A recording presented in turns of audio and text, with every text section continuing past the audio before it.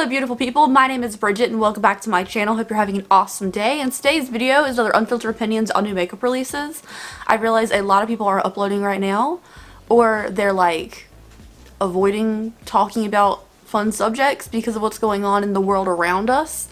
However, I'm personally having a hard time besides from this stuff. Everything's weird for me right now, so I just want to keep making videos, keep making content, and maybe get your mind off the bad stuff, because not everything needs to be about fear. So let's go ahead and get started talking about some new makeup stuff, and I'll give you my first thoughts on it.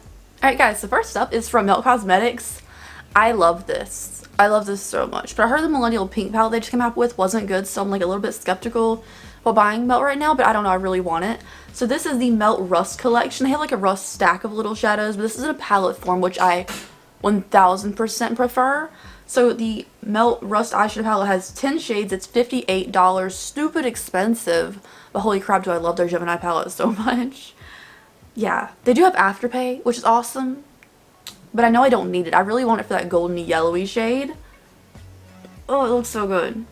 Like, the palette looks so pretty. There's no denying that's a beautiful palette. I do think a lot of the darker shades look pretty similar, especially if you can just dip in a little lighter handed to get kind of the same effect. But it's really cute. Like, I don't care about the two lipsticks and the little, what is this, a gel liner. I don't care about that, but the palette's so pretty. It's just so expensive.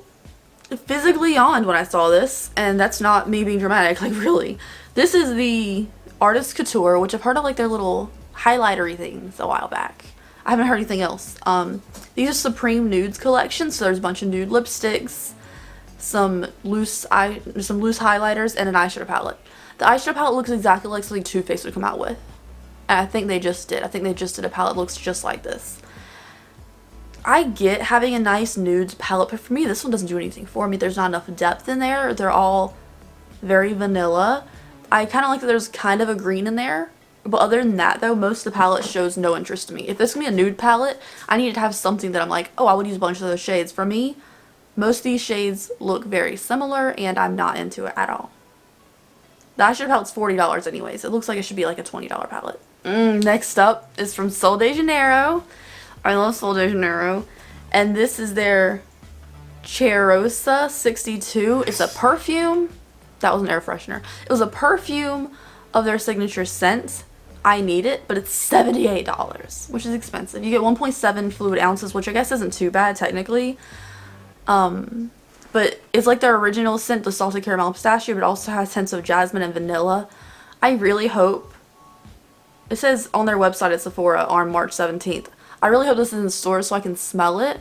I typically don't like jasmine or vanilla too much, but like mixed with a regular scent, their signature scent, it sounds great. Why is it so expensive? Like, I really want the Sol de Janeiro candle so freaking bad. So freaking bad, but it's so pricey for a stupid candle I'm just gonna burn away and never see. So that sucks. So this next thing had a little bit of controversy because the artwork on the front, they like had to pay a certain photographer or something because they didn't think it was similar. I don't know. This is the Menagerie Cosmetics Pastel Pup Palette, and it is so cute. So cute. I love the greens in it. So this pastel palette has a staple white and a black in there, which is great for making like very artistic looks, I think. Oh, it's just so pretty. And there's so many mattes. There's only one shimmer in here, I think, which is amazing. Yeah, there's only one shimmer in here. I love a pastel matte palette. It's so cute. And the pastel pup, the pup being like a little sealed pup. I love that. How much is this? Is $36. I think that's worth it, especially for being an indie brand. Next up is a product that I want, but I wish it was more SPF. So this is a First Aid Beauty, which I love. Weightless liquid mineral sunscreen with a zinc oxide. So it's just a sunscreen, but it's only 30 SPF. And personally, I want a lot of SPF in my face. My body always tans more than my face because I do wear a lot of makeup to cover it up, but I really want my skin on my face protected so I don't age that much. So I need more than SPF 30. I don't know if this is for an all over kind of thing. It just says mineral SPF sunscreen. So I guess you can use it all over your body, but I'm going to need more than a 30. I'm going to need like 100. And it's hard to find 100 sunscreens. I think only 50 is like the max your body will react to, but you know, I'm trying. Especially my hands. My hands get so dark. Like, it just started getting warm again. Hands are already so much darker in my face. And that retails for $34. And I think the palette's the only thing that's... Alright, next up is from Colourpop, and it's the Colourpop and Mulan collection. I don't know why. Like, I look at it, I'm like, oh yeah, that's pretty. I don't want this, and I don't know why. Maybe it's because they got rid of the little dragon guy, don't kill me for not knowing his name, Mishu or something, from the cartoon, and now they don't have him in the movie at all. I don't know what it is. I think it's because it's based off a live action movie, and I really want Mulan to be like the animated version. I don't know. This is the Mulan collection. What is it? It's two blushes. The two blushes look very cool too, and they look beautiful. They look kind of brown like bronzers, to be honest. And the palette looks pretty too, but nothing from here screams anything to me. Like, I like the box set idea, but even the palette, even though it's cool toned, I'm not all over it, and I don't understand why. Please let me know if you want this collection down below, or if I'm just being weird, because I definitely don't. But it's pretty. Like, I can think it's pretty, but I still don't need it, you know? I got tagged in this so much, I can't even tell you. I don't even know if I got to reply to everyone who tagged me in this. It's the Colourpop Making Moths collection. I love moths. This collection speaks to me. I think the palette's $12. The blushes look super pretty. I don't need the Super Shocks, they're just purples. And the looks like the lips look pretty too, but they're kind of like a glitter in there. I love the palette. I love the Moths Cool Tone Purple palettes. I don't wear purple eyeshadow too often, which I always say, but I've been getting into it more lately, especially when they're cool tone like that Flutterby palette. Oh, I love it so much. Like, it's so good. I really want this palette. I didn't buy it because I'm trying not to buy too much excess makeup right now. I'm trying not to take too much into my collection that I don't need or use. And I can't afford it, so it's cute. I'm still thinking about getting it. They have Afterpay on Colourpop's website, which is awesome. And you can use code 5Bridget to save off $25. Yay. I don't get paid for that, for the record, but it's just for you.